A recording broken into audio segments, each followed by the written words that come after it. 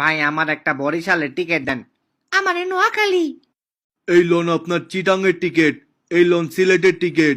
আপনারা সবাই আস্তে আস্তে উঠেন, সবাইরে সবার জেলায় ধাক্কা মেরা ফালাই দেওয়া হবে। ভাইরে ভাই, প্লেনে লুঙ্গি না পইরাইলে হইতো না? এ ভাই খারান, বস্তা সামনে রাখেন। লাস্ট একটা সিট আছে, 300 টিকিট 500 500। মোরে দেন, মই বরিশাল যামু। ওই বেড়া, আমগো সিট কই?